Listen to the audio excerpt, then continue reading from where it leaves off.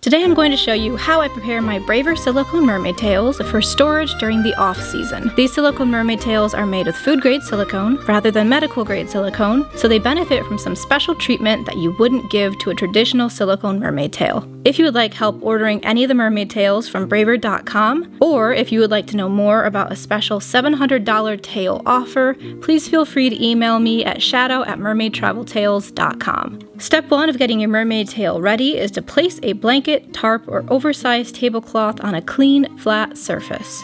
We'll be working with oil, which can stain, so be sure to dress yourself and the space around you appropriately. Your mermaid tail should be clean and completely dry before following the steps in this video, so if it isn't, please take care of that first. I will link the relevant cleaning and drying tutorials in the description box. Set your Braveeer Silicone Mermaid Tail belly side down on your workspace. We will be applying either baby oil or olive oil to the inside and outside of our tail. While either can be used, I will be using baby oil since it is clear and won't discolor anything. Not that olive oil necessarily will discolor the tail, but I am a little skeptical of it. Put some oil on your hands and on the tail too. It might be a good idea to have some towels nearby in case you make a mess of things. Gently rub the oil all over the tail and make sure to rub the front and the back of any fins that you may have too. If you're like me and have very sensitive skin, wearing nitrile gloves or using a large paintbrush to apply the oil may be helpful, especially when going over the bumpy scales. Those always irritate my fingers. So many bumps. Use as much of the oil as you need to create a thin layer over the surface of the tail.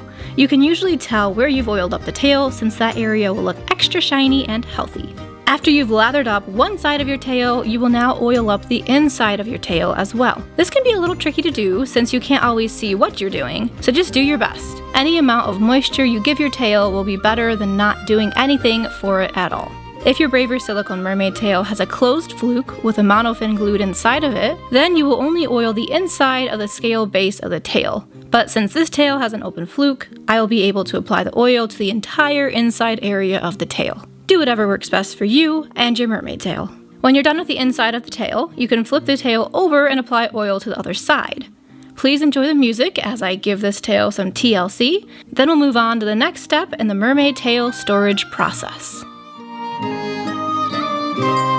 We'll rant and we'll roar like two British sailors. We'll rant and we'll roar all on the salt seas until we strike soundings in the channel of old England.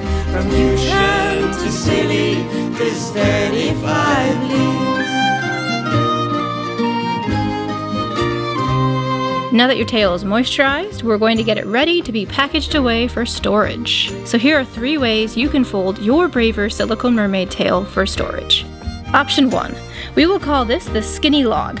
Place your tail belly up. Starting at the scale base, you will carefully roll your mermaid tail into a log shape. Once the tail has been made into a nice log, you can put it in an unscented garbage bag or wrap it in a tarp and set it on a shelf, under your bed, or wherever works best for you. Option 2. This option will be called the chunky log. Place your mermaid tail belly side up on your workspace. Fold the corners of the fluke so that the fluke becomes similar in width to the scale base. Then, carefully roll the tail into a log, starting at the top of the scale base and ending at the fluke. This method places more stress on the seams of the tail, but it is a great option for those of us who live in small spaces. The best thing about this option is that it fits into the Braveeer bags that you get with your mermaid tail, so I usually just store mine in one of those. For option 3, we will call this the in a perfect world option. Lay your mermaid tail where you plan to store it, and then fold the scales over the fluke, and that's it. Unless you want to put a dust cover over the mermaid tail of some sort, that's kind of all you really have to do is just lay it somewhere. When it comes to storing a silicone mermaid tail of any type, please remember to store your tail in an area where it is safe from rodents, will not be exposed to the elements, will not have anything set on top of it, and where it will not be exposed to mold or mildew. It is best to keep your silicone mermaid tail in a dry, dark area with minimal temperature fluctuations. Mine usually live in the basement with a dehumidifier since that's the best I can do for them. They seem happy. Watch this video next if you'd like to learn how to get into your silicone mermaid tail discreetly, or you can email me at shadow@mermaidtraveltails.com to find out more about our $700 silicone mermaid tail offer. It's kind of a secret deal, so make sure you email me if you want to know more about it.